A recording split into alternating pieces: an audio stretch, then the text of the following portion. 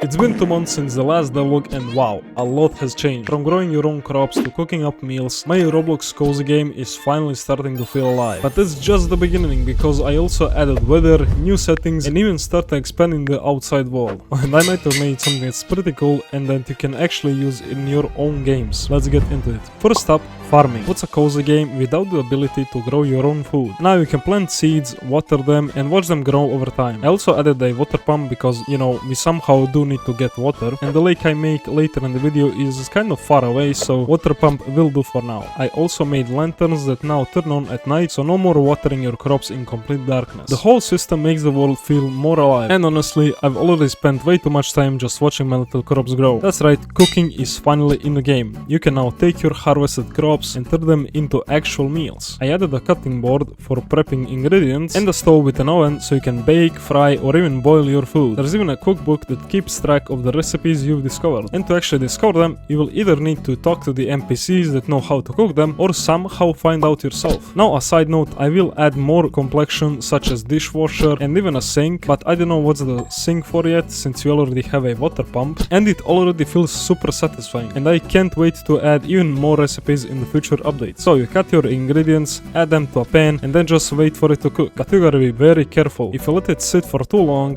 your food can burn, which I'm not too sure if I should keep in the game, so comment down below if you think it's a good idea. Oh, and also it can undercook if you take it off too early. So basically you need to wait until the line is right in the green area, otherwise you'll either undercook or overcook your food. For now we've covered farming and cooking, but a cozy game needs more than just that. It needs atmosphere. So I went ahead and added a weather system. Now instead of the world always looking the same, you'll see rain, snowy skies, and maybe even some fog rolling in. Of course, I also made a simple day and night cycle, and speaking of, I'll probably even add like magical weather. So for example, if you have a full moon, fruits such as moon fruit will grow much faster or give you some kind of extra benefit. And all of that can be seen in your inventory. And I also didn't add icons for the item set, so if you're an artist, shoot me a DM on Discord. The game also tracks how many days you've been playing. One day is 24 minutes long, which I think it's pretty decent. It also saves the weather, so no, unfortunately for you, if you rejoin it won't be sunny again. But I might add a solution in the later videos, so don't forget to subscribe if you want to see a Devlog 3. The weather actually affects the world too, like rain automatically watering your crops. And I upgraded sound zones from the last video, so audio changes depending on where you are.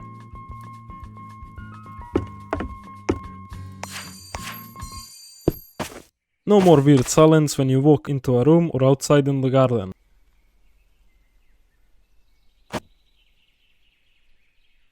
It all makes the world feel so much more immersive. Even just standing still in-game feels kinda peaceful now. Speaking of the world, I finally started expanding it. Right now the game has been pretty contained, but I've officially started working on the outside world. I don't wanna spoil too much yet, but imagine cozy forests, hidden pathways, and places to explore beyond your little farm. It's still early, but trust me, it's gonna be a big part of the game. Once this is finished, the world won't just feel cozy, it'll actually feel alive, with a bunch of different types of NPCs spread out, which each have a quest for you or something to talk about. But if you're a game dev yourself, I've got something for you too. Since I started this channel, a lot of people have asked about the assets and scripts I've used, so if you want to support the game's development, you can become a Patreon member and get access to those assets and also some exclusive content, which when I finish the game, I'll probably give away a few systems I've used or teach you guys how to make them yourselves. It's a great way to help the game grow, while also giving back to the community. So if you're interested, the link's in the description. Now back to the game. I wanted to make the game very customizable, so I added settings, and a bunch of them. For now we only have visual settings, where you can adjust wind lines, color correction,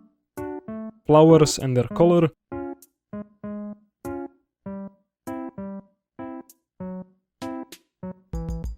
grass effects, and also the fences. Of course, until the Devlog 3 I'll probably add a lot more and possibly even finish the settings, and along those the game also tracks how many hours you played. So it has a current session, meaning how much you've been playing since you just joined, and overall time. That's everything I've added in the past 2 months, but there's still so much more to do. It might not seem a lot, but if you could just see some of those scripts I had to deal with, you'd go crazy. I'm talking about thousands of lines of code, and most of them needed fixing. More important, what's next for the game? here's what I'm working on for the next devlog. I'm focusing on adding more interactions, more world building, so custom NPCs, each with special interactions and tasks you can complete, and also a way to connect with them, so don't make them upset, otherwise they won't be happy or help you out when needed. And maybe even a sneak peek at multiplayer, but we'll see about that. Let me know in the comments what feature you're most excited for, or if you want me to add something. I'm always happy to create your ideas. You can join Discord for more detailed updates, and if you want to support the game, don't forget to check out the Patreon or become a channel member, and see you in the next video.